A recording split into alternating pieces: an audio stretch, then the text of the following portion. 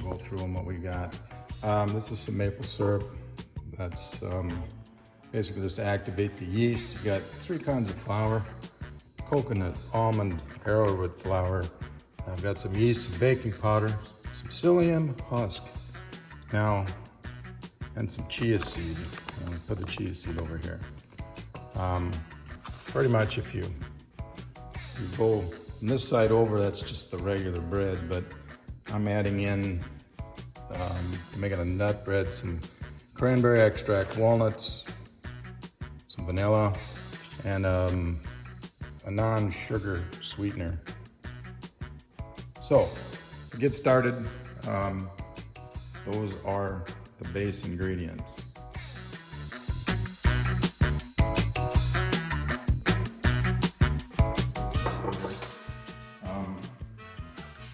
But to kind of get things going, to get your yeast going, you're going to take 2 teaspoons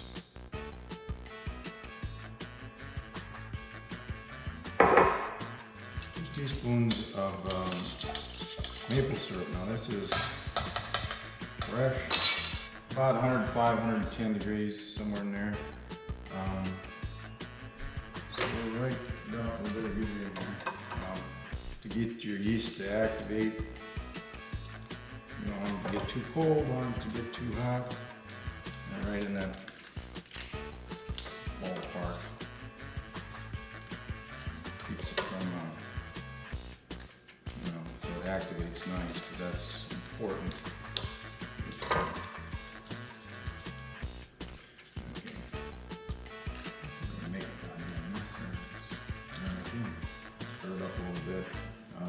Really the point is to get that moving, because you want to have that activated good.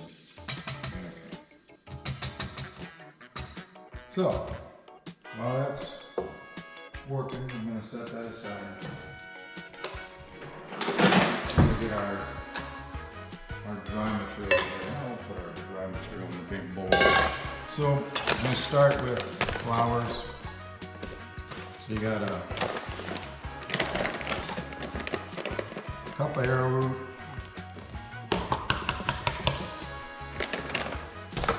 got a cup of almond,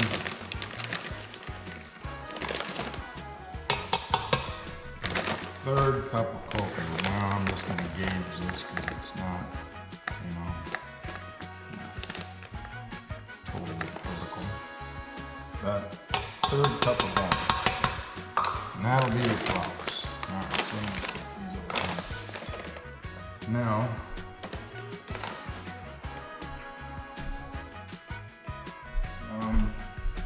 there is a teaspoon of salt. I'm going to put that in there.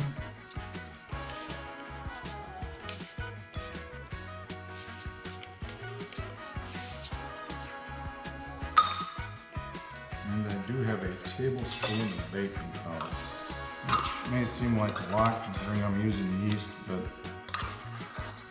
I never realized this.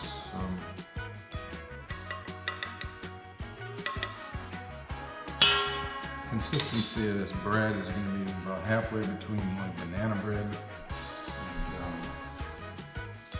and regular bread, just because of the ingredients you're using. So we get those put together, you're just gonna stir them up. And I'm just blending together. I'm gonna use my whisk so I don't want that layer. I'm gonna mix them up. Alright, so that's our dry ingredients. Okay. So now we're gonna you kind of look at your yeast. Your yeast is starting to foam up, turn into what yeast does. We're going to let that do that for a little longer period of time. So the other thing is you have your psyllium and ground chia seed. Now the ground chia seed, I've already pre-ground it, and the easiest way to do that is I'm not going to use little coffee grinders to grind these beads, and I'll grind it into a powder. seems to be the best way to get it ground up nice. So just for simplicity, I'm going to put my 2 tablespoons of psyllium husk in with that, because those will go together with the water and the yeast to kind of make gelatin, if you will.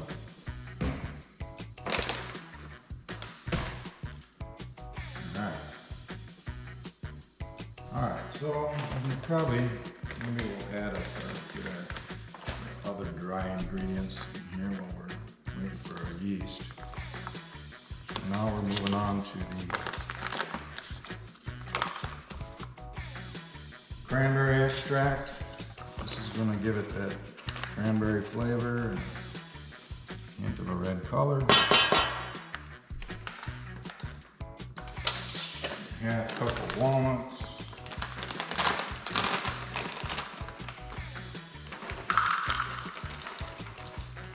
And that, you can kind of use as many, that can be kind of up to your discretion. I don't know whether you like walnuts or not.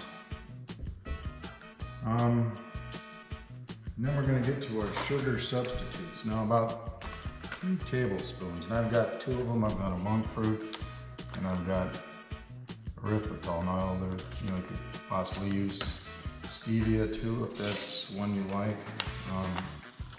I'm going to put about 3 tablespoons of this in there. So I'm going to use, this is a little closer to brown sugar. I'm going to use 1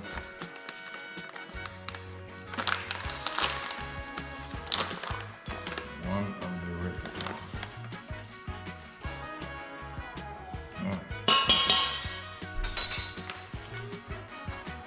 And no nutty, fruity, sweet bread would be complete without, without your vanilla.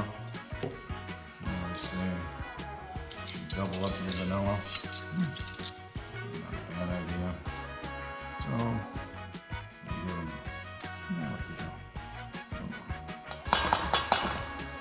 Alright, so we got some vanilla. Looks like we have pretty much everything in there. Now we're just kind of waiting on the yeast. I'll show you the yeast. So the yeast has started to foam. And this smells like yeast. So this is kind of your expectations. What's going to happen. You can see this mixer is going to be kind of a pinkish color.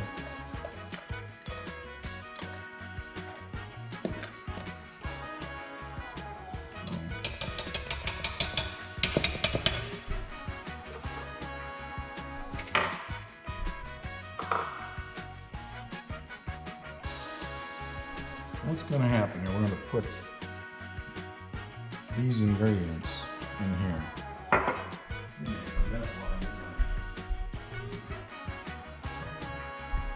Olive oil.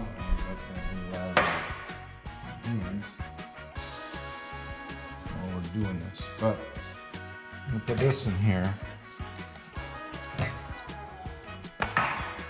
And this is going to get very gelatinous. Look. Oh, I'm going to use the word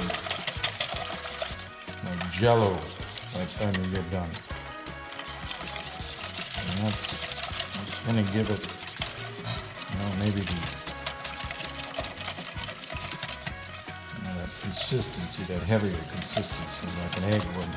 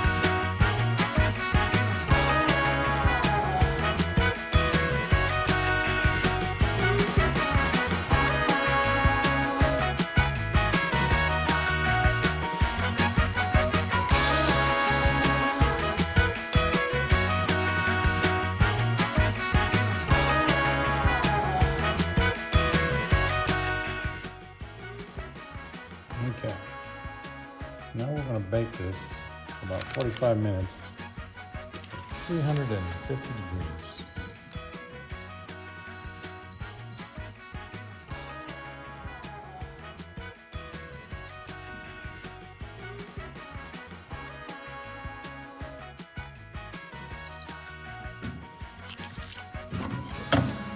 Handy little oven.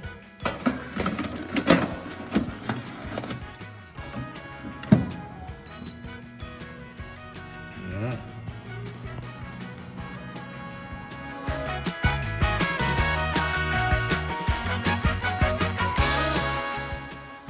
So here's the finished product, my cranberry walnut keto bread. Good morning, Hannah. I know you're probably the only one that watches this far into the video, so this part is especially for you. This is one of my products of the day, so you know what I was doing today. Anyway, we'll talk to you soon.